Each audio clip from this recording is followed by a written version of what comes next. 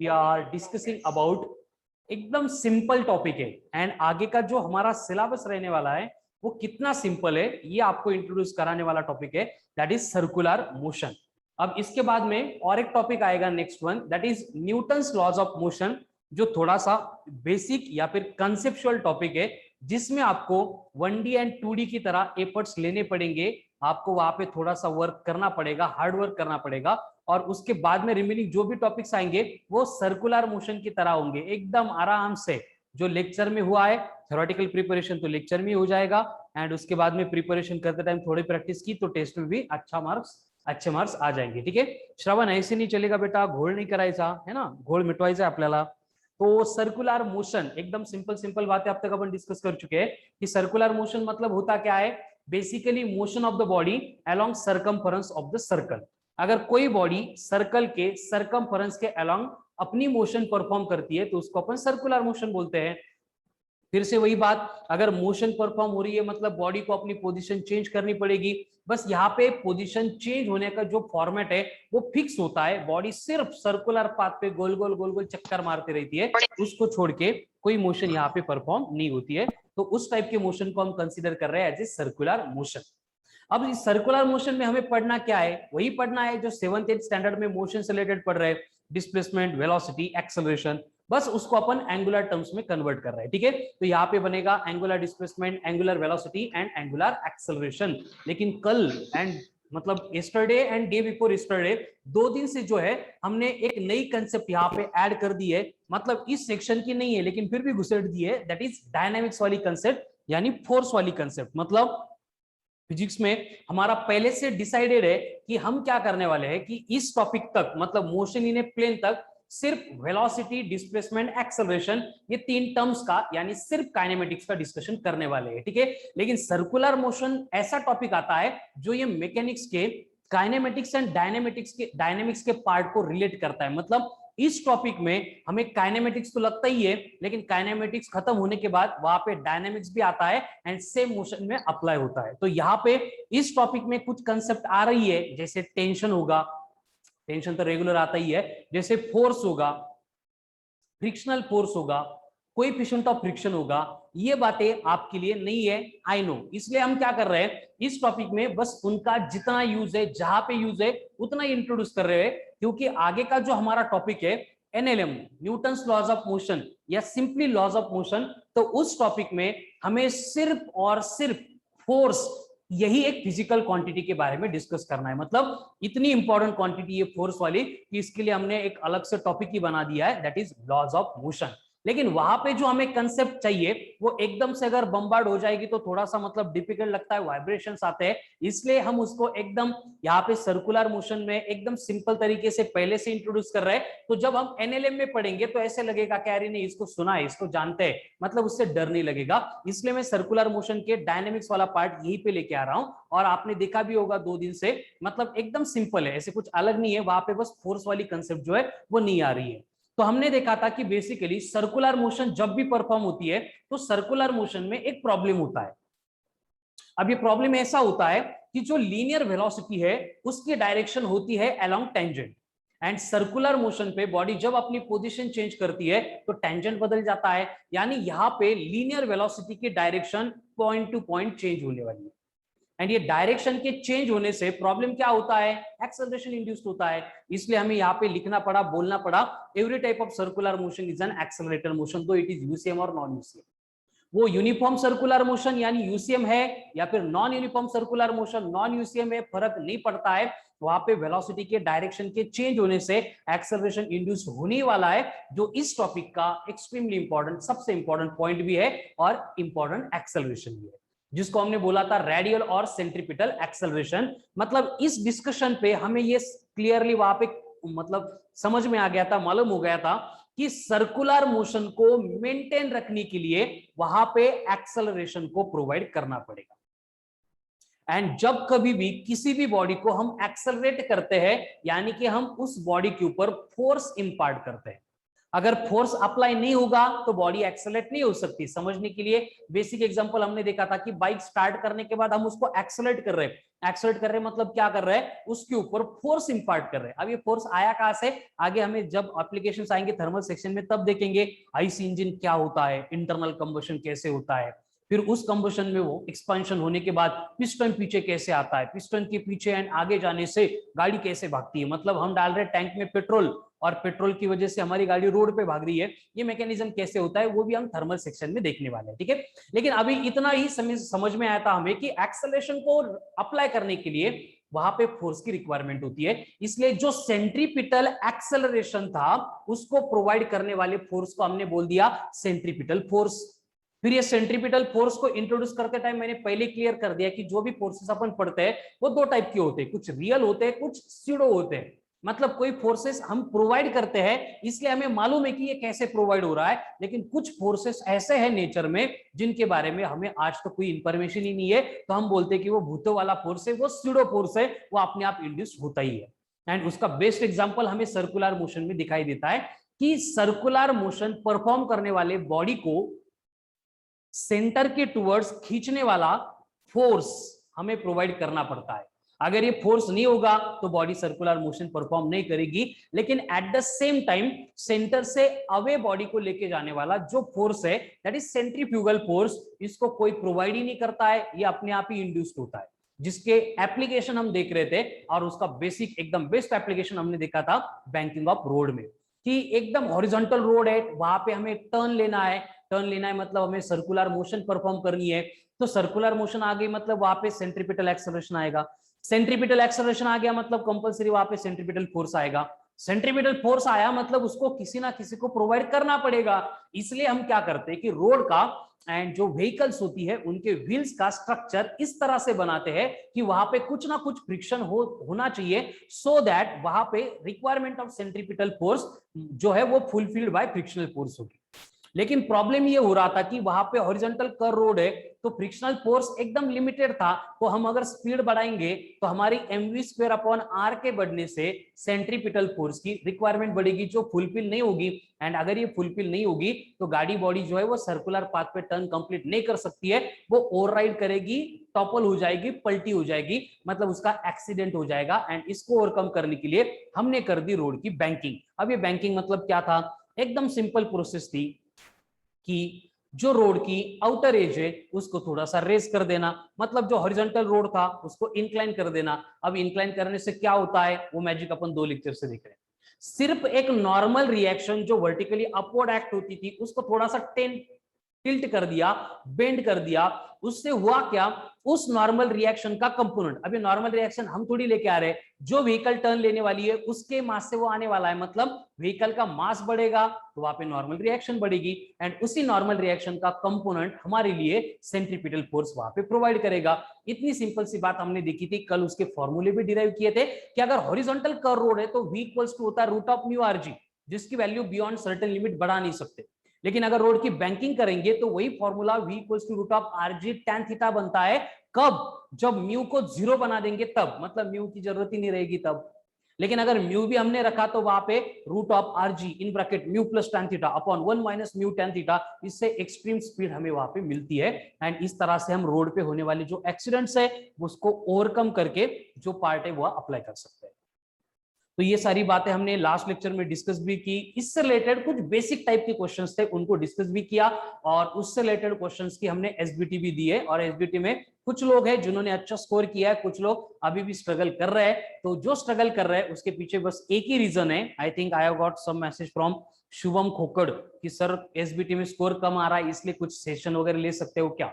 जिसकी रिक्वायरमेंट होगी वो आप बोलने से पहले हम लेने वाले बेटा, लेकिन अभी उसका अलग से सेशन में क्या लूंगा, रोज लेक्चर में मैं वही बातें बोलता हूं कि जो एसबीटी में आने वाले क्वेश्चन है, फिर वो 10 होंगे या 20 होंगे, हर एक क्वेश्चन जो एसबीटी में है उस टाइप का क्वेश्चन अपन क्लास में सॉल्व कर रहे हैं। इससे ज्यादा वहां पे क्या वर्क हो सकता है? मैं ये तो नहीं कर सकता जो क्लास में सॉल्व किए वो एज इट इज एसबीटी में डाल दिए।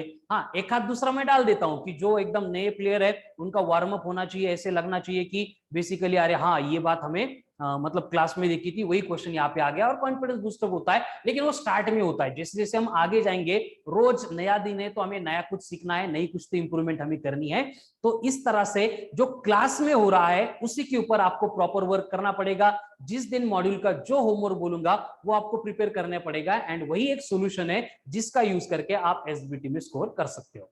उसका अलग सेशन लेके कुछ अलग बात में वहां पे एक्सप्लेन नहीं कर सकता। Got it Shubham? अब शुभम का मैसेज था लेकिन उसकी वजह से सब लोगों को मैंने ये बोल दिया, ठीक है। तो आज जो है हम सेम पार्ट से रिलेटेड आगे का एप्लीकेशन देखने वाले हैं, रिलेटेड टू सर्कुलर मोशन, जिसको बोला जाता है कोनिकल पेंडुलम। आज हम कोनिकल पेंडुलम के बारे में डिस्कस करने वाले हैं, ठीक है। ऋषिकेश बेटा फिजिक्स के साथ डील कर रहे हैं अपन, तो ऐसे नहीं होगा मूवी देख रहे एकदम भारी समझ ली लगे सगड़ा आलं।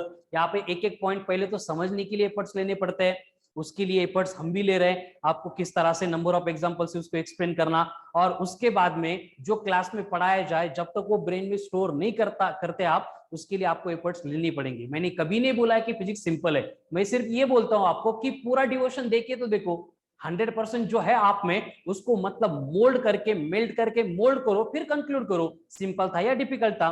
कोई भी चीज लाइफ में जो भी आपको सिंपल लगती है और वो डिफिकल्ट लगती है, उसके पीछे दो ही कंडीशन होती है ना। जैसे नीरज चोपड़ा ने 87 मीटर के बियॉन्ड जावलिन भाला फेंक दिया, अब उसके लिए सिंपल बात है, रात में उठा के भी बोलेंगे चल फेंक भाला, 85 मीटर जाना चाहिए, 86 मीटर जाना चाहिए, वो उठ के फेंक देगा। लेकिन जिसका फाइनल ओलंपिक में 85 मीटर क्रॉस नहीं कर रहा था उसको तो एकदम इमेजिनरी लगेगा, कितना डिफिकल्ट है, कैसे गया होगा। तो ये सिंपल प्रिंसिपल है बेटा, आप कर दिए तो सिंपल है, अगर नहीं हो रहा है तो वो डिफिकल्ट है। तो इसके लिए सोल्यूशन एक ही है, तब तक करो जब तक होता नहीं है ना। अभी लेटेस्ट डिस्कशन मैंने सुना, कहीं तो कोई तो नई मूवी आ रही है बेल बॉटम, उसमें कुछ तो डायलॉग है, क्या है, it will not over until it's over. अब मीनिंग क्या है आपको समझ में आती है तो समझो, नहीं समझ में आती है तो छोड़ दो, ठीक है। It will not be over until it is over, ठीक है। तो इस तरह का हमारा पार्ट है कि जब तक एसबीटी के लिए फुल्ली प्रिपेयर्ड अपन नहीं हो रहा है तब तक अपन एसबीटी को शुरू नहीं करेंगे। ऐसे नहीं होना चाहिए पहिला क्वेश्चन रीड केला लाईच घोळ झाला, कुठून आला, आता काय करायचं, ऐसे नहीं होना चाहिए।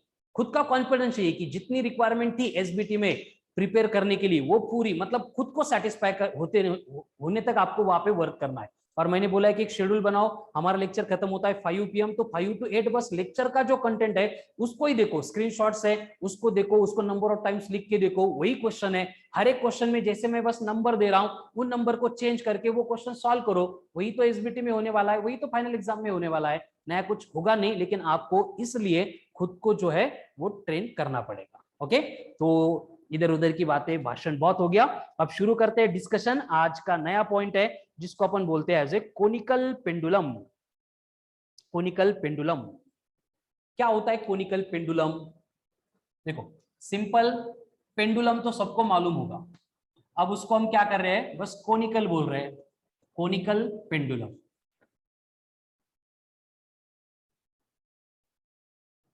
अब ये पेंडुलम का मतलब क्या होता है?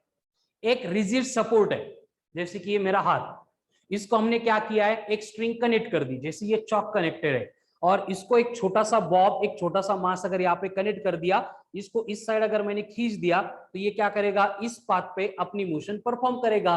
तो ये जो स्ट्रक्चर होता है उसको बोला जाता है पेंडुलम। डोरी को स्टोन बांध दिया, ऊपर अटैच कर दिया, एक साइड में खींच के छोड़ देंगे तो वो स्ट्रेट लाइन पाथ पे अपनी मोशन परफॉर्म करती है, उसको बोला जाता है एज ए पेंडुलम। लेकिन हम यहाँ पे पेंडुलम नहीं पढ़ने वाले, पेंडुलम पढ़ना है लेकिन वो आगे के टॉपिक में आने वाला है, हम पढ़ रहे कोनिकल पेंडुलम। तो ये कोनिकल कहां से आ गया, वो कोन की शेप का हो गया, ऐसे कुछ होगा क्या?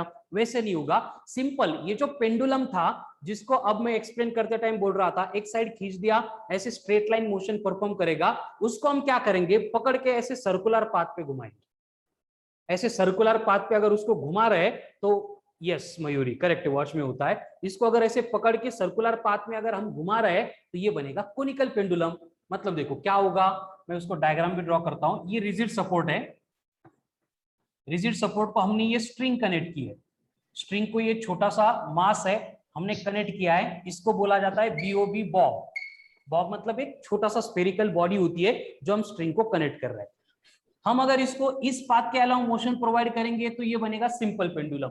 लेकिन हमें यहाँ पे सर्कुलर मोशन की एप्लीकेशन यहाँ पे देखना है, तो इसको हम क्या करेंगे, इस तरह से पकड़ के ये सर्कुलर पाथ पे अपनी मोशन परफॉर्म करना चाहिए, इस तरह से घुमाएंगे। तो यहाँ पे होगा क्या, इस पर्टिकुलर एंड पे अगर देखेंगे तो ये स्ट्रिंग इस तरह से होगी, इस एंड पे देखेंगे तो ये स्ट्रिंग इस तरह से होगी। मतलब यहाँ पे जब हम इस स्ट्रिंग को ऐसे सर्कुलर मोशन दे रहे हैं तो ये जो बॉब है ये हॉरिजॉन्टल प्लेन में क्या कर रहा है, ये हॉरिजॉन्टल प्लेन में परफॉर्म कर रहा है सर्कुलर मोशन। एंड पूरी स्ट्रिंग का अगर स्ट्रक्चर देखेंगे तो ये स्ट्रिंग एंड बॉब जो है वो क्या करता है, कोन की तरह वर्क करता है, कोन की तरह हमें यहाँ पे दिखाई देता है। मतलब हम यहाँ पे एक स्ट्रिंग को स्टोन अटैच करने के बाद उसको इस तरह की मोशन परफॉर्म करेंगे कि जिससे क्या होगा, ये जो बॉब था ये हॉरिजॉन्टल सर्कल में अपनी मोशन परफॉर्म करेगा एंड स्ट्रिंग जो है वो कोन डिस्क्राइब करेगी। तो मैं इसको डिफाइन भी कर सकता हूं, कोनिकल पेंडुलम मतलब क्या होता है, conical pendulum is a simple pendulum, कोई अलग बॉडी नहीं है, वही ये simple pendulum, but provided with such a motion that Bob describes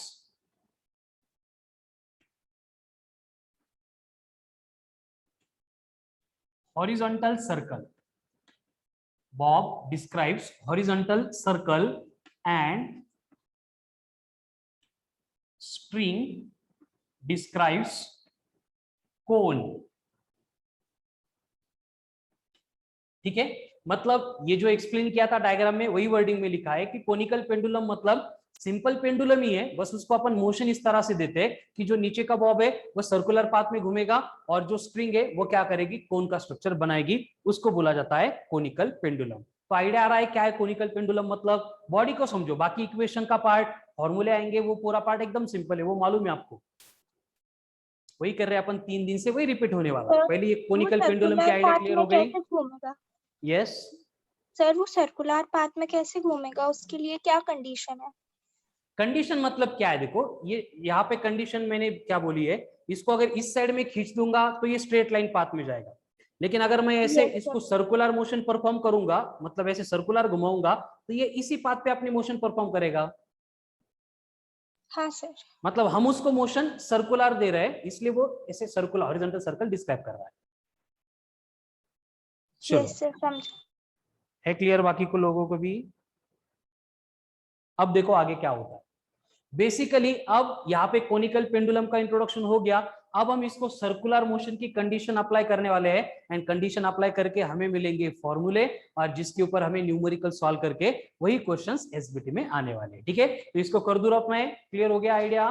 conical pendulum मतलब क्या होगा, दो बातें होगी, जो बॉब होगा छोटी बॉडी होगी नीचे, वो हॉरिजॉन्टल सर्कल परफॉर्म करेगी, स्ट्रिंग जो है वो कोन परफॉर्म करेगी और यहाँ पे इतना ही होगा, खत्म। अब यहाँ पे क्या होगा, देखो थोड़ा फोर्स का पार्ट में यहाँ पे लेके आ रहा हूं। हम 3 दिन से डिस्कस कर रहे हैं कि हर बार क्या होता है, जो बॉडी का वेट होता है mg, वो ऑलवेज एक्ट होता है इन वर्टिकली डाउनवर्ड डायरेक्शन। फिजिक्स पढ़ो, केमिस्ट्री पढ़ो, बायो पढ़ो, कभी भी पढ़ो, तो ये जो वेट होगा ये ऑलवेज एक्ट होगा इन वर्टिकली डाउनवर्ड डायरेक्शन। बायो में तो ऐसे ही आसानी वाली डायग्राम नहीं होती है, लेकिन फिर भी आपको बोल दे रहा हूं यहाँ पे कि वेट अगर दिखा बॉडी का तो उसकी डायरेक्शन कभी चेंज नहीं होगी, it will always act in vertically downward direction. तो मैं यहाँ पे कोई भी एक रेफरेंस पोजीशन ले रहा हूं, एंड पोजीशन, जिसको मैं बोल देता हूं ए, और इस ए के ऊपर जब ये बॉब रहेगा तब उसका वेट जो है mg वो एक्ट होगा इस तरह से नीचे इन वर्टिकली डाउनवर्ड डायरेक्शन। लेकिन यहाँ पे ये वेट नीचे एक्ट होने के बाद भी ये जो बॉब है ये नीचे नहीं गिरेगा, समझता है ना? यहाँ पे mg नीचे एक्ट हो रहा है, इसका मतलब ये नीचे टूट के ऐसे नीचे गिरेगा क्या? ऐसा और no? No sir. Tension in string के। वेरी गुड, क्योंकि उसको हमने स्ट्रिंग से कनेक्ट किया है, तो स्ट्रिंग में इंड्यूस होने वाला जो टेंशन है इस वेट को बैलेंस करने का ट्राई करेगा, एंड जो टेंशन होता है, टेंशन का मतलब फोर्स होता है, आपल्या लाईफ मधलं टेन्शन इथं आपण कन्सिडर करत नाही, ठीक आहे.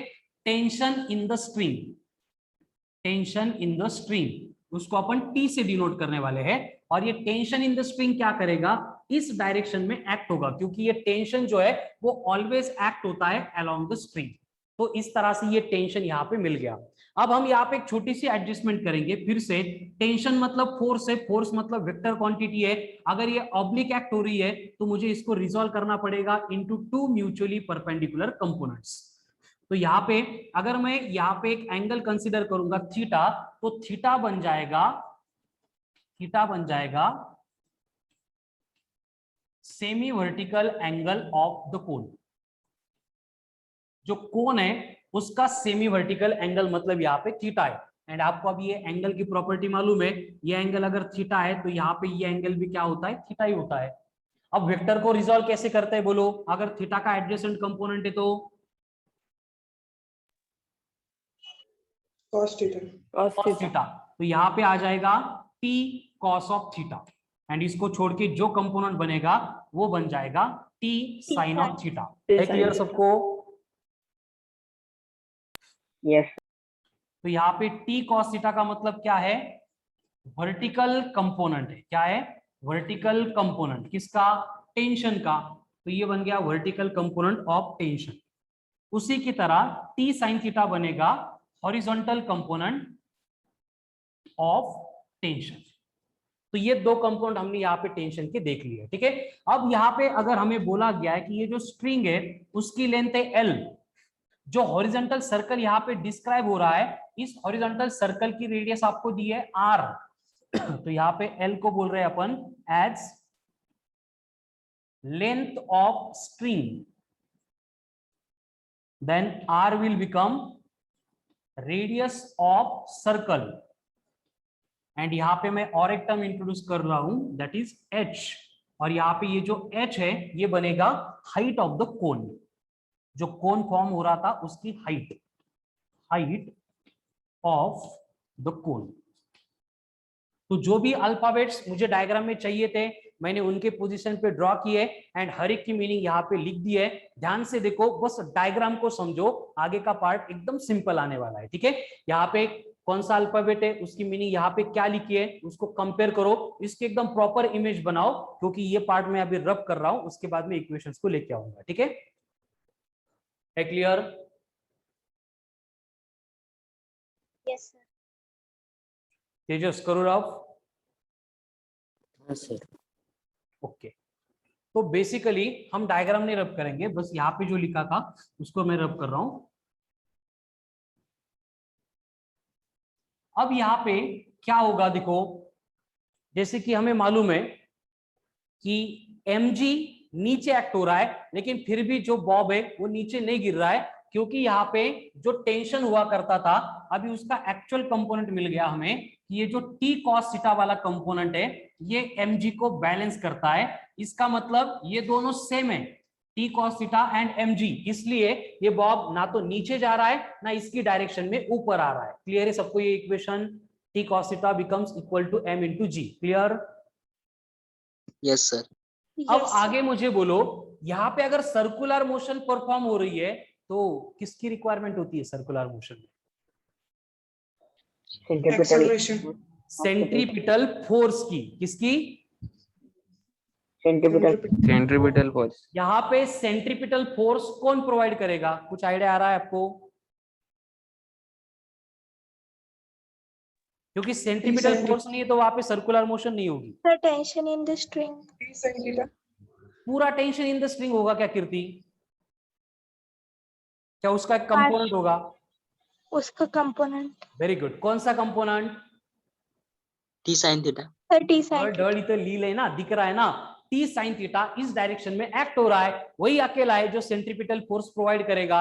यानी मैं यहाँ पे सेकंड इक्वेशन लिख सकता हूं कि जो टी साइन थीटा है that will become equals to mv square upon r. ये मिल गया सेकंड इक्वेशन. तो ये दोनों इक्वेशन से हम अभी यहाँ पे फॉर्मूले डिराइव करने वाले हैं. उससे पहले दोनों इक्वेशन कैसे आगे क्लियर हो गया सबको? यस. अब सिंपल बात है, इसको मैं बोलूंगा फर्स्ट इक्वेशन, इसको मैं बोलूंगा सेकंड इक्वेशन। अभी मुझे चाहिए linear velocity, linear velocity of the Bob, जो कोनिकल पेंडुलम में सर्कुलर मोशन परफॉर्म कर रहा है उसकी लीनियर वेलोसिटी। और उसके लिए मैं क्या करूंगा, इक्वेशन नंबर 2 को इक्वेशन नंबर 1 से डिवाइड करूंगा। अब इक्वेशन नंबर 2 बोर्ड पे है, इक्वेशन नंबर 1 भी बोर्ड पे। इनको अगर डिवाइड करेंगे तो एलएचएस से एलएचएस डिवाइड होगी, आरएचएस से आरएचएस डिवाइड होगी। तो मुझे बोलेंगे आप T sine theta upon T cos theta, क्या आएगा? tan theta. Very good. T tan theta. T cancel होगा, sine theta upon cos theta बनेगा टेन थीटा। क्लियर? अब इस साइड में क्या हो रहा है, इस साइड में ये m v square upon r divided by r I m g. तो यहाँ पे एम एम कैंसिल होगा एंड ये जी डिनोमिनेटर में है, इसलिए इक्वल टू हम लिखेंगे v square upon r g. Clear? Yes sir. अब ये आर हाँ जी अगर हम इधर भेज देंगे तो मुझे लीनियर वेलोसिटी का फॉर्मूला एक ही स्टेप में मिल गया, that is are g tan of theta.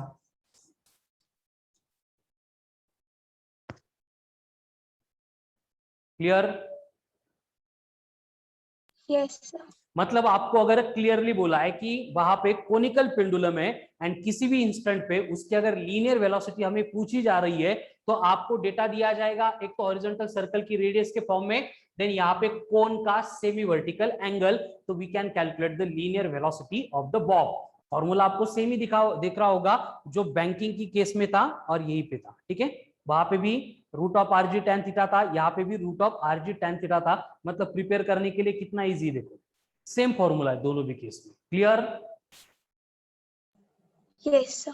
अब ये लीनियर वेलोसिटी के बाद में हमें कभी यहाँ पे अगर पूछा गया what will be the angular velocity, तो एंगुलर वेलोसिटी मतलब होती है ओमेगा।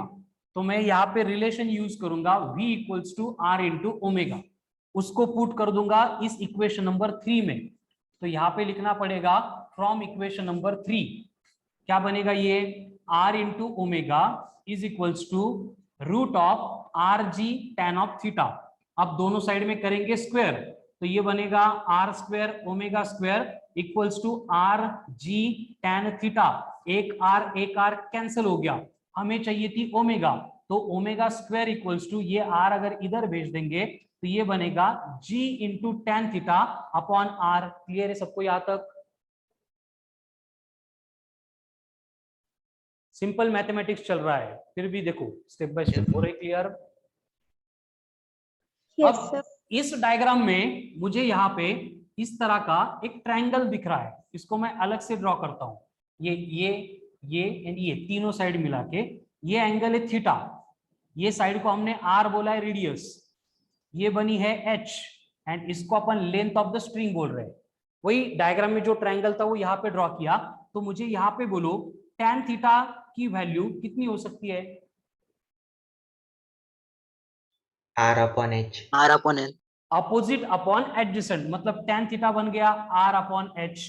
अगर ये tan थीटा मैं यहाँ पे पुट कर दूंगा तो ये ओमेगा का स्क्वायर जो था g अपॉन आर इंटू बनेगा r अपॉन एच। तो आर आर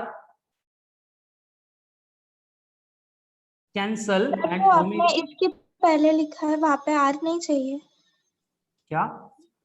सर? आपने जो omega square is equal to g tan theta लिखा है वहां पे आर चाहिए ना? ये इधर का r मैंने डिनोमिनेटर में लिखा है, देखो यहाँ पे दिख रहा है अच्छा ये। सर, हाँ वो दिख रहा नहीं था। ओके, अब दिख रहा है।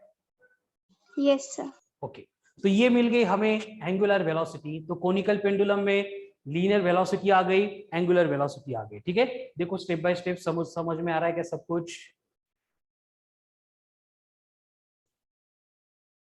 फॉर्मूले अभी के अभी लेक्चर में लर्न करने का पूरा प्रोसेस इतनी इंटेंसिटी से देखो कि ये आपको मतलब जो है लाइफ में कभी भूलना ही नहीं है। v मतलब root of R G ten theta, v मतलब root of R G ten theta, m मतलब root of G H, m sorry omega मतलब root of G H. Clear? करो अब इसको स्क्रीनशॉट ले लो जल्दी से। हो गया? Yes sir.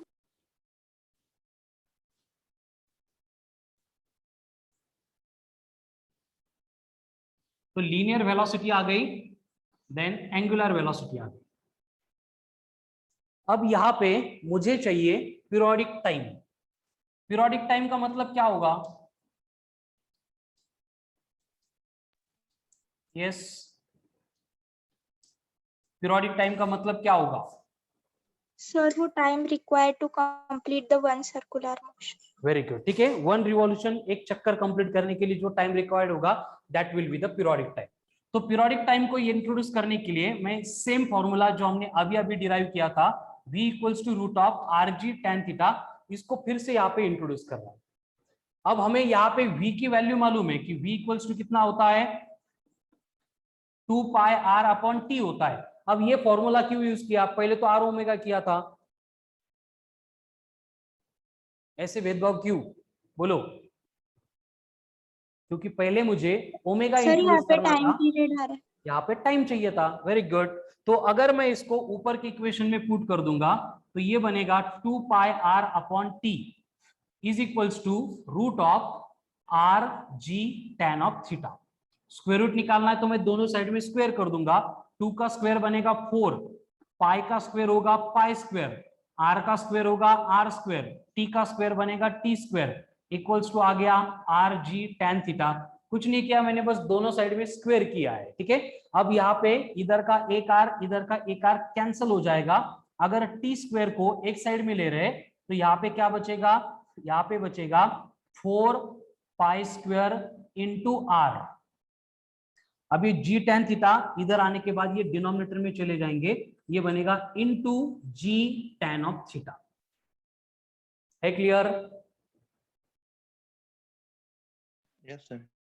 But tan theta मतलब क्या होता है? Sine theta upon cos theta.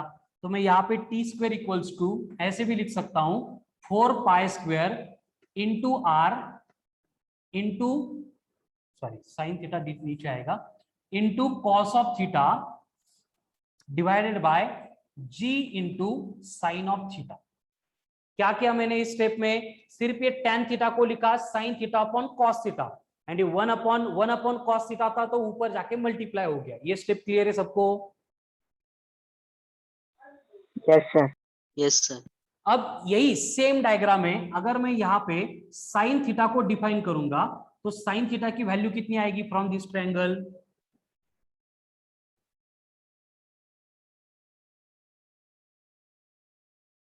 अरे r upon R l. by L. R upon l, इसको मैं यहाँ पे अगेन पुट कर दूंगा तो ये टी स्क्वायर बनेगा 4 pi square r cos of theta divided by g into r upon का यल अगेन ऊपर जाके मल्टीप्लाई हो जाएगा। तो इस स्टेप में ये इधर यल है, इस स्टेप में ये आर आर कैंसिल हो जाएंगे। दोनों साइड में अगर रूट लेंगे तो 4 का रूट 2, पाई स्क्वायर का रूट पाई, तो ब्रैकेट में क्या बचा? स्क्वायर रूट में यल कॉस ऑफ थीटा अपॉन जी। ये बन गया expression for periodic time of conical pendulum. यानी इस कोनिकल पेंडुलम को एक चक्कर कंप्लीट करने के लिए कितना टाइम लगता है? It is given by T equals to 2 pi root of L cos theta upon G. है क्लियर सबको expression? Yes sir.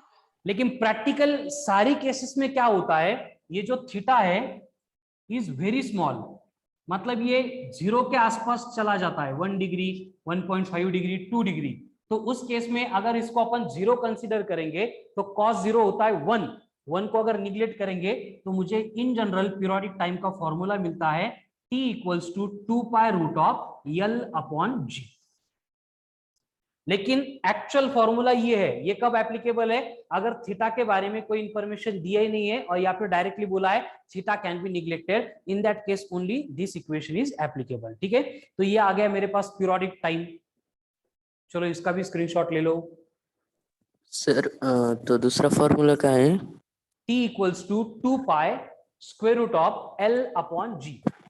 Okay sir, thank you. नहीं वहां पे। Thank you sir. चलो हो गया स्क्रीनशॉट, करूँ राव? ओके। यस। अब last part related to conical pendulum. हमें यहाँ पे स्ट्रिंग में जो टेंशन है उसको अगर कैलकुलेट करना है तो उसके लिए फॉर्मूला अपन डिराइव करेंगे। सो नेक्स्ट पॉइंट आएगा that will be the tension in the string.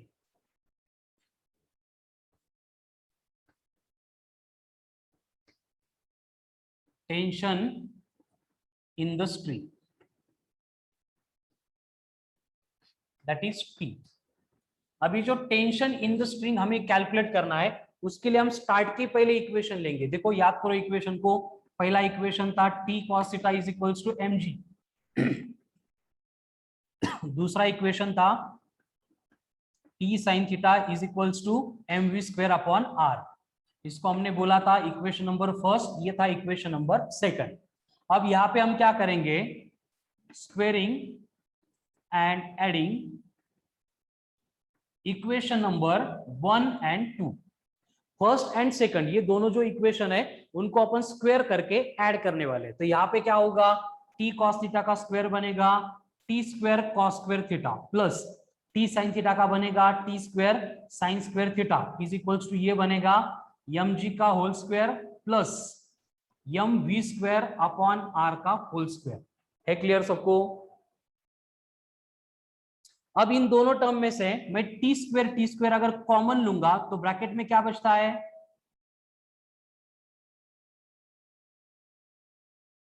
cos square theta plus sin square theta, तो फिर वैल्यू होती है 1. Very good. तो यहाँ पे मैं डायरेक्टली लिख सकता हूं T square is equals to हो गया m इंटू जी का square plus m v square upon r इसका होल स्क्वायर. अब यहाँ पे भी m स्क्वायर है, यहाँ पे भी m स्क्वायर है. मैं दोनों टर्म में से m स्क्वायर अगर कॉमन लूंगा तो ब्रैकेट में बचेगा g square plus v square upon r का होल स्क्वायर. क्लियर है सबको ये स्टेप?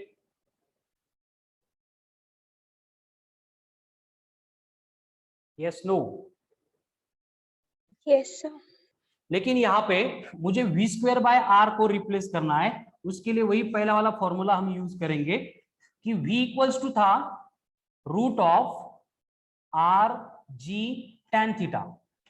दोनों साइड में अगर स्क्वायर करेंगे, r को इधर लेके आएंगे तो v स्क्वायर बाय r ये बन गया g into tan of theta. Clear है सबको? Yes. लेकिन tan थीटा की वैल्यू तो अपन 2 साल पहले कैलकुलेट कर चुके हैं. कितनी है tan theta equals to R upon H. r upon h. यानी कि यहाँ पे ये v स्क्वायर अपॉन r इसकी वैल्यू मिलती है gr अपॉन h, जो मुझे यहाँ पे इस इक्वेशन में पुट करनी है. क्लियर?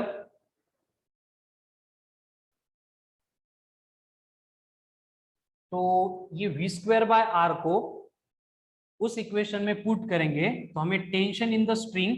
देखो पहले t जो था वो पीरियोडिक टाइम वाला t था, ये टेंशन है तो इसको मैं t डैश बोलता हूं. ठीक है, नहीं तो उसको t डैश बोल दो. मैं t डैश बोलना भूल गया.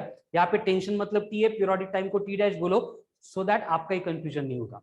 तो फॉर्मूला क्या होगा, देखो t square is equals to m square, bracket में ये g स्क्वायर था plus v square by r को हमने बोला है gr बाय h, लेकिन वहां पे तो उसका स्क्वायर है, यानी ये बनेगा g square r square upon h square. तो दोनों में से अगेन मैं g स्क्वायर को अगर कॉमन लूंगा तो ये t स्क्वायर बनेगा m square g square bracket में 1 प्लस r बाय h का होल स्क्वायर. क्लियर हो रहा है कि यहां तक सबको?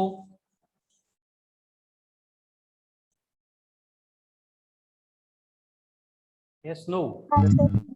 अब दोनों साइड में लेंगे स्क्वायर रूट तो ये बनेगा सिर्फ t, ये बनेगा mg एंड पूरी टर्म आएगी रूट में 1 प्लस r बाय h का स्क्वायर. ये बन गया expression for tension in the string. And this is all about conical pendulum. Conical pendulum में हमें बस इतना ही पढ़ना है, इसको छोड़ के कोनिकल पेंडुलम में कुछ होता ही नहीं है. ठीक है, एक लीनियर वेलोसिटी, दूसरी angular velocity, then periodic time of revolution, उसके बाद में टेंशन इन द स्ट्रिंग. सब क्लियर है? सब फॉर्मूले क्लियर हो गए सबको? Yes sir. चलो तो एक बार फॉर्मूले की लिस्ट बनाते हैं, फिर उसके ऊपर क्वेश्चन सॉल्व करेंगे, क्योंकि आज के एसबीटी में क्या आने वाला है फिर आपको अभी समझ में आया होगा. ठीक है, तो कोनिकल पेंडुलम बोलेंगे, सबसे पहले आती उसकी डायग्राम. डायग्राम में क्या क्या था इमेजिन करो. रिजिड सपोर्ट, स्ट्रिंग जिसकी लेंथ यल है, बॉब जिसका मास m था उसको अपन सर्कुलर पाथ में घुमा रहे थे और सर्कुलर पाथ की रेडियस बनी r, कोन की हाइट बनी h and semi vertical angle बना थीटा। तो उसके ऊपर से हमें सबसे पहले मिल गए दो equation, t cos theta is equals to mg, t sin theta equals to mv square upon r, first second. Then हमने डिराइव किया equation for linear velocity, root of r g tan theta. उसके बाद में हमें मिल गई angular velocity omega equals to root of g अपॉन h। उसके बाद में हमने डिराइव किया formula for periodic time, 2 pi root of l cos theta upon g। And at the end जाते जाते हमें मिल गया tension mg into root of 1 plus r बाय h का होल स्क्वायर। तो कोनिकल पेंडुलम बोलेंगे तो वहां पे बस इतने ही फॉर्मूले हैं, इसको छोड़ के कुछ भी नहीं है। क्लियर है फिर सबको? Yes no? तो आपको यहां पे क्वेश्चन दिया है, कैलकुलेट द थीटा। अब थीटा मतलब semi vertical angle of the cone in case of conical pendulum if a bob is performing circular motion with radius 20 centimeter and linear velocity of 5 meter per second, linear velocity of 5 meter per second। चलो question समझ में आ गया? पहले बोलो अगर question समझ में आ गया तो उसको सॉल्व भी कर लो। सर यस सर वो टी डैश टेंशन है ना? हाँ, नहीं टी डैश मतलब पीरियोडिक टाइम, जो सिंपल टी है, टी का मतलब टेंशन। Okay sir. चलो क्वेश्चन सॉल्व करना है पटपट।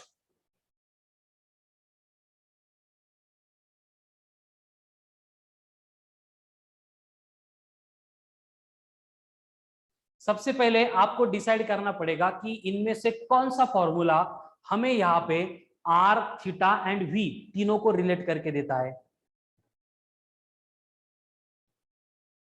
सर वो थर्ड वाला, कौन सा? थर्ड वाला। Third one, very good. v equals to root of R G ten theta. तो यहाँ पे v equals to root of R G ten theta को अगर हम सिंप्लीफाई करेंगे तो हमें टेन थीटा मिलता है v स्क्वायर अपॉन आर जी। अब बस यहाँ पे आपको एक बात ध्यान में रखनी है कि जब भी डिस्टेंस ये सेंटीमीटर में देंगे हम उसको निकाल के 10 की पावर -2 से मल्टीप्लाई करेंगे तो वो बन जाएगा मीटर। और ये हर बार करना नेसेसरी है, मैंडेटरी है, कंपल्सरी है। तो इस तरह से वैल्यूज अगर पुट करेंगे, v का कर रहे हैं स्क्वायर, v का स्क्वायर मतलब 5 का स्क्वायर 25, r की वैल्यू है 20 इंटू 10 की पावर -2, g दिया है 10 मतलब 10 की पावर +1। तो ये -2 +1 ये 0 कैंसिल हो जाएगा तो हमें tan थीटा 25/2 है ना? हाँ वेरी गुड। यानी थीटा इक्वल्स टू बनेगा tan इनवर्स ऑफ, इसको डिवाइड करेंगे तो 12.5। फिनिश हो गया, यही आंसर है। करेक्ट है सनी? चलो स्क्रीनशॉट ले लो इसका।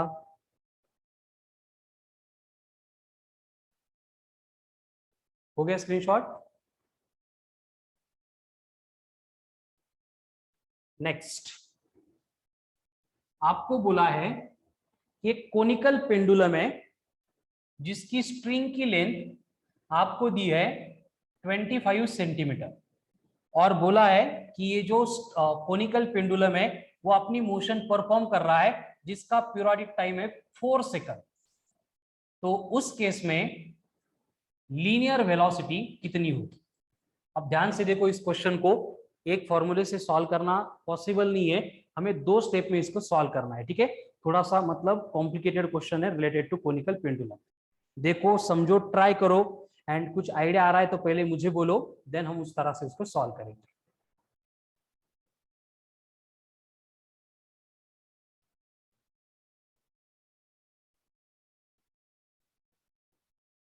क्या करना होगा? पहले आइडिया डिस्कस करो बेटा। देखो कैलकुलेट करना है v, v कैलकुलेट करने के लिए हमारे पास लीस्ट देखेंगे तो एक ही फॉर्मूला है, which one, root of are g tan of theta. लेकिन क्वेश्चन में जो हम v कैलकुलेट करने वाले हैं उसके लिए लगेगा हमें r के साथ साथ वहां पे लगेगा हमें थीटा, लेकिन क्वेश्चन में ना तो r दिया ना तो थीटा दिया, तो कैसे कैलकुलेट करेंगे v को? Excellent, very good Tanvisha. सबसे पहले हमें ये फॉर्मूला पीरियोडिक टाइम दिया है, इसलिए पीरियोडिक टाइम का यूज करना पड़ेगा। फिर यहां से हमें मिलेगा थीटा, एंड ये थीटा मिलने के बाद हम यहाँ पे पुट करेंगे तो हमें आंसर मिलेगा v का। अब ध्यान से देखो तन्विशा, वेरी गुड बेटा, श्रवण करेक्ट है। चलो अब इसको यहाँ पे सॉल्व करने के लिए मैं फिफ्थ वाला फॉर्मूला यूज करता हूं, जो है t dash equals to 2 pi root of l cos theta upon g। तो यहाँ पे मैं डायरेक्ट वैल्यू पुट करता हूं, t इज इक्वल्स टू ये 2 pi root of l cos theta by g था। t की वैल्यू 4 है, दोनों साइड में स्क्वायर करेंगे तो 16 हो जाएगा। 2 का स्क्वायर 4, पाई के स्क्वायर को अपन 10 ही एज्यूम करते हैं, इनटू रूट में क्या बचेगा l मतलब है 25 सेंटीमीटर, सेंटीमीटर इसलिए इसको बोलना पड़ेगा 10 की पावर -2। cos थीटा कितना है मालूम नहीं, वैसे रहने दो, डिनोमिनेटर में g है मतलब वो 10 होगा। ऐसे सॉल्व नहीं होगा, एक मिनट, स्क्वायर कर लिया था मतलब ये स्क्वायर रूट नहीं रहेगा, ये इस तरह से बन जाएगा। अब यहाँ पे ये 10 10 कैंसिल हो गए, क्या बचा 16 इक्वल्स टू 25 इंटू 4 मतलब, एक मिनट, ये पीरियोडिक टाइम 0.4 है, इतना बड़ा नहीं होता है, तो ये इसका स्क्वायर बनेगा 0.16, इतना करेक्शन कर लो बस, ठीक है 0.16 से भी और ओके, तो ये 0.16 है। अब मुझे बोलो 25 इंटू 4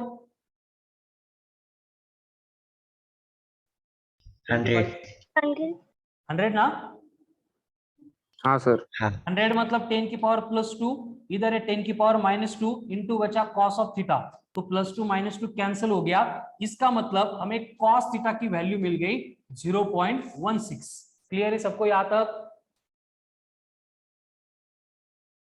तो अगर ये cos थीटा 0.16 है, इसका मतलब हम एज्यूम करते हैं कि ये थीटा जो है अप्रोक्सीमेटली कितना होगा। देखो cos 30 कितना है,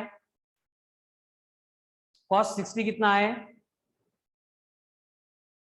1/2 1/2, और cos 90 कितना है 0। तो Zero. जो भी cos थीटा रहेगा वो 60 से बड़ा रहेगा एंड 90 से छोटा रहेगा, ठीक है। तो अप्रोक्सीमेटली इसके मिडल में आ रहा है, इसलिए हम इसको 70 75 के आसपास कंसीडर कर सकते हैं, ठीक है। तो हमें थीटा मिल गया 75 डिग्री, ये एज्यूम करो, अप्रोक्सीमेशन ले रहे हैं, एग्जैक्ट वैल्यू नहीं है। क्लियर सबको यहाँ तक? हाँ। लेकिन फिर भी यहाँ पे हमें आर नहीं दिया है, तो हम वी को कैलकुलेट नहीं कर सकते, तो क्या करना होगा आर कैलकुलेट करने के लिए? आर कैलकुलेट करने के लिए हमें जाना होगा डायग्राम पे, और डायग्राम पे इस तरह की कंडीशन हो गई, ये बन गया आर, ये बन गई एल, ये बन गया थीटा। तो यहाँ पे मेरे पास एल की इंफॉर्मेशन है, मैंने अभी अभी थीटा कैलकुलेट किया है, तो हम आर कैलकुलेट कर सकते हैं क्या? यस और नो? हाँ तो कैसे कैलकुलेट करेंगे? tan से। tan? हाँ tan नहीं, कैसे tan से नहीं करेंगे, फिर और साइन से करेंगे। साइन से करेंगे, क्योंकि अपोजिट एंड हाइपोटेन्यूज चाहिए, तो इसका मतलब यहाँ पे साइन थीटा मिलेगा हमें r अपॉन यल, तो हम r को लिखेंगे l into sine of theta. अब यल की वैल्यू हमें मालूम है कितनी है 25 इंटू 10 की पावर -2। अब बात करते हैं साइन थीटा की, साइन 60 कितना है √3/2 √3/2 मतलब 0.86 होता है वो, यस √3/2। एंड साइन 90 कितना है 1। 1 इसका मतलब साइन 75 जो लेंगे वो 0.86 से बड़ा एंड 1 से छोटा होगा, अप्रोक्सीमेशन ले रहे हैं, इसलिए मैं यहाँ पे साइन 75 को एग्जैक्ट नहीं, वैल्यू डिफरेंट हो सकती है, मैं बस यहाँ पे एज्यूम कर रहा हूँ 0.9, तो यहाँ पे मैंने पुट कर दिया 0.9, तो ये मुझे आर की वैल्यू मिल गई। अब देखो थीटा है, आर है, वी कर सकते हैं कैलकुलेट? हाँ सर। चलो तो लास्ट जो स्टेप है उसमें हम क्या करेंगे, v इक्वल्स टू लिख देंगे root of are g tan of theta. अब ये r की वैल्यू कितनी है देखो, 25 इंटू 10 की पावर -2 इंटू 0.9, ठीक है, एज इट इज रहने देते। 25 इंटू 10 की पावर -2 इंटू 0.9 इंटू जी मतलब है 10। अब थीटा कितना है 75 डिग्री, एंड tan 75 हम इससे पहले 1D में यूज कर चुके हैं, तो उसकी वैल्यू हम यहाँ पे डायरेक्टली लेते हैं। tan 76 जो है वो 4 था, मैं tan 75 को भी 4 ले लेता हूँ। देवेश याद है कि? Yes. ठीक है, तो ये बन जाएगा 4। अब यहाँ पे v चाहिए, तो रूट में देखो, पहले 25 इंटू 4 100, तो कितनी आ रही है वेलोसिटी? कैलकुलेशन देखो, हाँ मैंने लिख दिया मतलब अगर हो गया ऐसे मत करो, कैलकुलेशन में कुछ भी लिख देता हूँ, क्रॉस चेक करो उसको करेक्ट है या नहीं है। सर sin 75 0.9 कैसे है एक बार बताओ ना। क्या क्या? 0.9 सर, sin 75 कैसे आया? उसको हमने एज्यूम किया बेटा, अप्रोक्सीमेशन लेना था ना, वो एक्चुअल 0.875 इस तरह से आता है, लेकिन वो पुट करेंगे तो कैलकुलेशन डिफिकल्ट बनते हैं, इसलिए हमने थोड़ी देर के लिए उसको 0.9 है ये एज्यूम किया। ऐसे एज्यूमशन क्यों कर रहा हूं मैं? क्योंकि ये क्वेश्चन में जो वैल्यू है ये मैंने रैंडमली ली है, तो इसलिए यहाँ पे जो आंसर्स आएंगे वो थोड़े से एग्जैक्ट नहीं आएंगे। श्रवण सर ते वीची व्हॅल्यू 9.4 येईल ना? v क्या 9.4 आएगा कैसे? नाही नाही बरोबर आहे.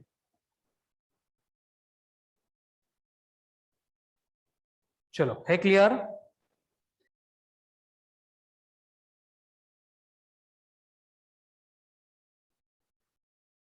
करूराव yes Yes, no? sir. Okay, अब यहाँ पे इतने मतलब 3 फॉर्मूले यूज करके सॉल्व करने के लिए यहाँ पे क्वेश्चन इसी टाइप का आएगा। बाकी जो क्वेश्चंस रहेंगे वो स्ट्रेट फॉरवर्ड रहेंगे। जैसे कि आपको बोला जाएगा कि अगर कोई कोनिकल पेंडुलम है जो सर्कुलर मोशन परफॉर्म कर रहा है, और उस कोनिकल पेंडुलम के सर्कुलर मोशन का जो पीरियोडिक टाइम है वो अगर 2 सेकंड है, तो उस केस में कोन की हाइट कितनी होगी? क्या है question? If bob describing horizontal circle या फिर conical pendulum performing circular motion with periodic time of 2 second, then calculate the height of the cone. चलो कर सकते कैलकुलेट।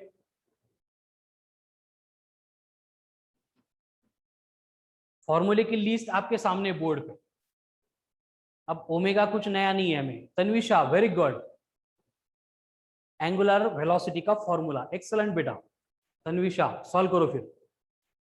देखो कंडीशन क्या है, हमें h चाहिए एंड डेटा दिया है इन टर्म्स ऑफ t। हमें मालूम है कि t के ऊपर से हम ओमेगा भी निकाल सकते हैं, v भी निकाल सकते हैं, लेकिन h यहाँ पे ओमेगा के फॉर्मूले में था, इसलिए मैं यूज करूंगा यहाँ पे expression omega equals to root of g by h वाला। अब यहाँ पे ओमेगा मतलब होता है 2 pi by t equals to बन गया root of g by h। t तो दिया है 2, तो 2 कैंसिल हो जाएंगे, बनेगा pi equals to root of g by h। दोनों साइड में स्क्वायर करेंगे तो ये बनता है pi square equals to g by h। Pi square भी 10 है, g भी 10 है, कैंसिल करेंगे तो h इक्वल्स टू कोन की हाइट मिल गई, दैट विल बी 1 मीटर।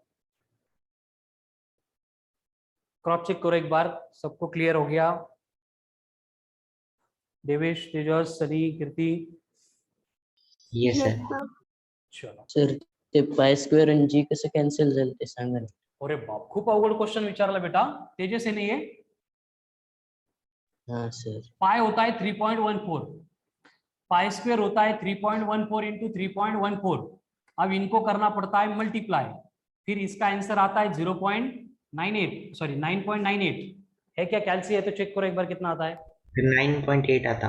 9.8 हाँ सर कळालं. ओके, और ये जो जी होता है उसकी वैल्यू भी उसकी भी वैल्यू 9.8। 9.8. Yes sir. चलो हो गया।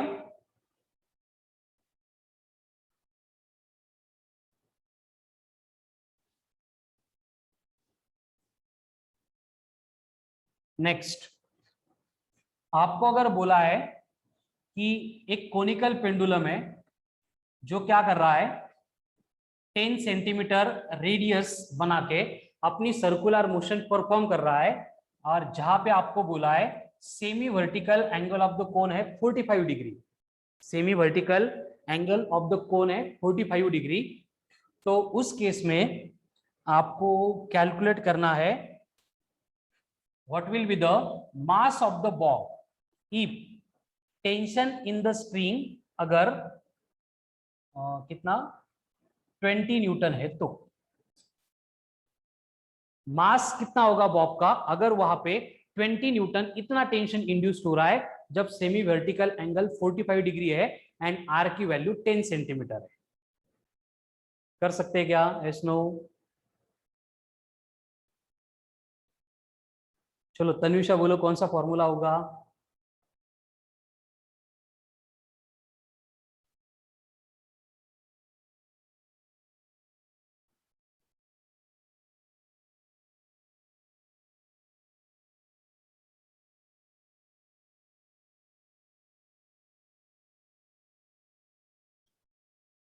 सिक्स्थ वाला टेंशन का, वेरी गुड। लेकिन वो यूज करेंगे आंसर तो आएगा लेकिन थोड़ा कॉम्प्लिकेटेड हो जाएगा। उससे अच्छा अगर आप फर्स्ट के फॉर्मूले में अगर देखेंगे तो फर्स्ट से कर सकते हैं क्या? वैष्णवी एक्सलेंट बेटा, वेरी गुड, पहले दिन आंसर दे रहे हो, प्राउड ऑफ यू। बाकी लोग तो हमारे बस सुनते हैं, है ना। ये फर्स्ट फॉर्मूले से हो जाएगा तो इतना डिफिकल्ट अपन नहीं करेंगे सिक्स्थ वाला। लेकिन सिक्स्थ वाले से आंसर आने वाला है और आपको कंफ्यूज करने के लिए डेटा में आर दिया है, सो दैट दिमाग में पहले वही आएगा कि वो फॉर्मूले से करना है। लेकिन यहाँ पे वो नहीं भी करेंगे, इससे भी आंसर आएगा, लेकिन आपको फॉर्मूले में एच भी लगेगा। एच कैलकुलेट कर सकते हैं ना बेटा, एच नहीं दिया तो। हाँ सर, बट स्टेप्स ज्यादा है। हाँ स्टेप ज्यादा होगी, लेकिन अगर ये इक्वेशन में यहाँ पे नहीं लिखता तो एवरीवन जो है वो सजेस्ट करता है कि सिक्स फॉर्मूला यूज करो, क्योंकि ये तो बस कंडीशन थी ना इक्वेशन की। तो सिक्स से भी आ सकता है, फर्स्ट से भी आ सकता है, ठीक है। देवेश का तो आंसर भी आ गया, वेरी गुड। तो फर्स्ट में अगर मैं वैल्यू पुट करूंगा, मुझे चाहिए एम, तो यम बन जाएगा T cos of theta upon g. T दिया है 20, जी है 10, ये बचेगा 2। कॉस 45 होता है 1/√2, यानी answer will be √2 kg, and √2 मतलब 1.41 kg फिश।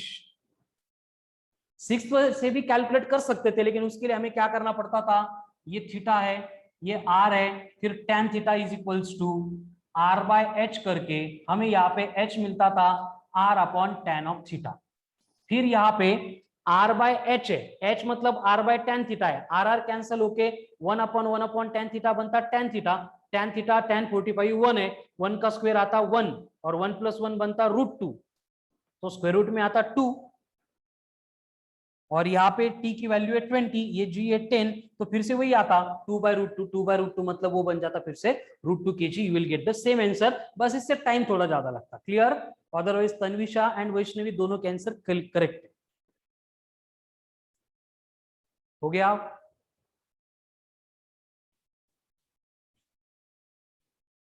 चलो नेक्स्ट, मतलब फॉर्मूले की लिस्ट अगर बोर्ड पे है तो सबके आंसर आ रहे हैं, कौन सा यूज करना वो भी क्लियर हो रहा है। तो आपको बस स्टडी करके यही एफर्ट्स लेने हैं कि जैसे मैंने यहाँ पे बोर्ड पे लिख दिया है, आपको आपके ब्रेन में लिखना है, मतलब लर्न करना है, प्रिपेयर करना है, ठीक है।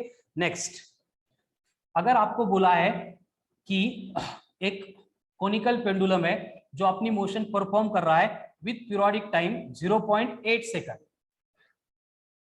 और उस पर्टिकुलर केस में जो हाइट ऑफ द कोन है वो दी है आपको एज 25 सेंटीमीटर, तो उस केस में जो semi vertical angle of the कोन है वो कितना होगा, ये क्वेश्चन है।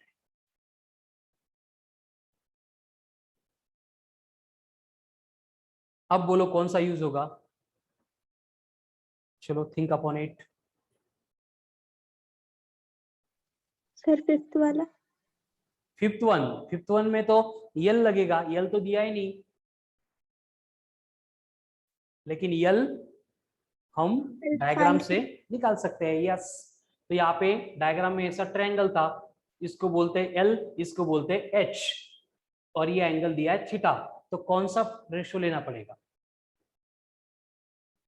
एक मिनट कॉस कॉस। नहीं, लेकिन यहाँ पे हमें टी दिया है ना, यल भी नहीं दिया है, थीटा भी नहीं दिया है, दोनों भी नहीं दिए है। एंगल भी नहीं। हाँ, एच दिया है, सिर्फ एच, और क्या निकालना है, हमें थीटा निकालना है।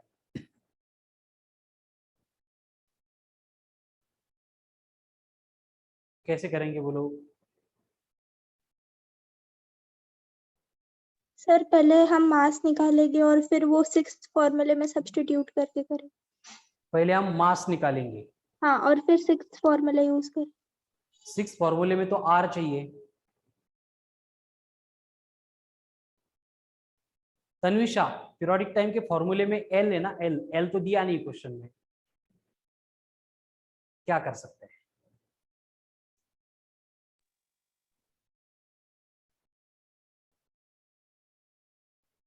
देखो यहां पे टी दिया है और हमें जब सर 1 मिनट, फॉर्मूला की लिस्ट दिखाओ ना। कौन सा? वो फॉर्मूला की लिस्ट दिखाओ ना, 1 मिनट।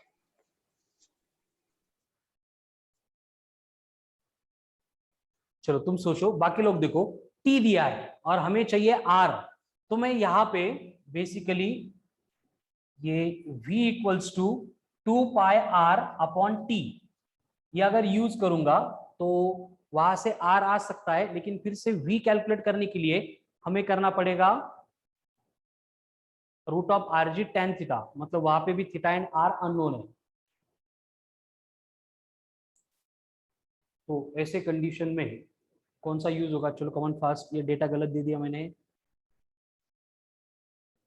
ओके, एक काम करते हैं, यहाँ पे 5th वाला फॉर्मूला यूज कर देते हैं, जिसमें t की वैल्यू है 0.8 इक्वल टू ये 2 पाई एज इट इज, या फिर इसको अगर स्क्वायर करूंगा, एक स्टेप में डायरेक्ट लिखता हूं, तो 0.8 का स्क्वायर हो गया 0.64, ये 2 पाई का स्क्वायर हो जाएगा 4 इंटू पाई स्क्वायर, रूट निकल जाएगा, ये L cos थीटा अननोन है, उसको एज इट इज रखते हैं, डिवाइड बाय G है तो G and pi square cancel हो जाएगा, यानी ये L cos थीटा की वैल्यू मिल गई 0.64 अपॉन 4, मतलब 0.16।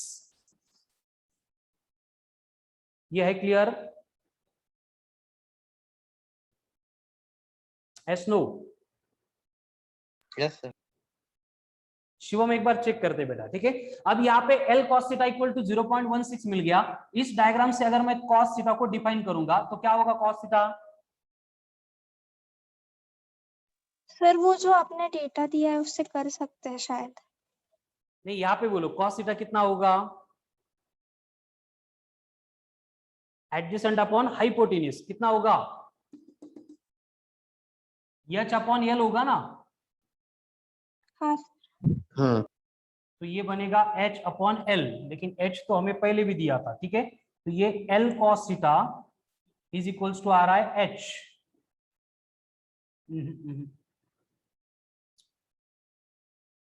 तो h इज इक्वल टू 0.16। ये H 0.16 नहीं आता है, मतलब यहाँ पे डेटा हमें थोड़ा सा चेंज करना पड़ेगा, ठीक है।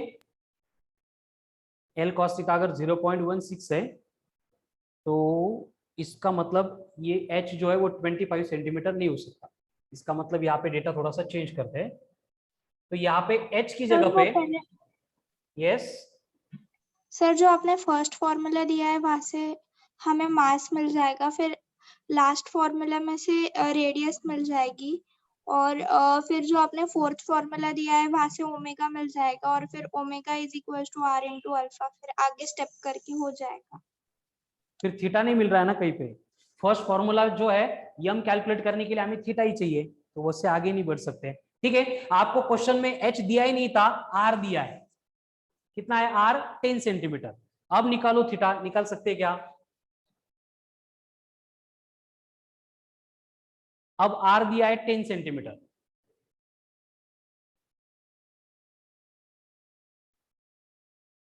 Yes no? कैसे निकालेंगे? देखो अब R 10 सेंटीमीटर है, पीरियोडिक टाइम हमारे पास है, तो मैं यहाँ पे omega equals to root of G by H, ये फॉर्मूला यूज करके यहां से निकालूंगा H, तो दोनों साइड में स्क्वायर करके H हमें मिलता है G अपॉन ओमेगा का स्क्वायर। अब यहाँ पे हमें मालूम है ओमेगा मतलब होता है 2 पाई बाय टी, तो यहाँ पे बनेगा G अपॉन 2 का स्क्वायर 4, पाई का स्क्वायर पाई स्क्वायर, ये डिनोमिनेटर का टी स्क्वायर ऊपर जाके बनेगा टी स्क्वायर, ये मिल गई H की वैल्यू, जहाँ पे G and pi square cancel होगा, T दिया है 0.8, उसका स्क्वायर 0.64 अपॉन 4 मतलब 0.16, ये हमें H मिल गया। अब यहाँ पे देखो इसी ट्रायंगल में अगर मेरे पास एच है, मेरे पास आर है, तो मैं अपोजिट अपॉन एडजेसेंट मतलब यहाँ पे tan थीटा कर सकता हूं। तो tan थीटा बनेगा r बाय एच, आर दिया है 10 सेंटीमीटर एंड h की वैल्यू कितनी है 0.16 मीटर, मतलब ये बनेगी 16 मीटर सेंटीमीटर, यानी थीटा बनेगा tan इनवर्स ऑफ 5/8। चलो अब देखो है क्या क्लियर?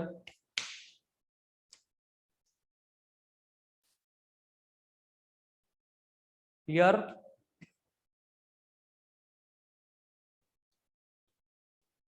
नहीं देवेश, वो प्रिंट मिस्टेक था, वो आर था, आपको एच दिख रहा था।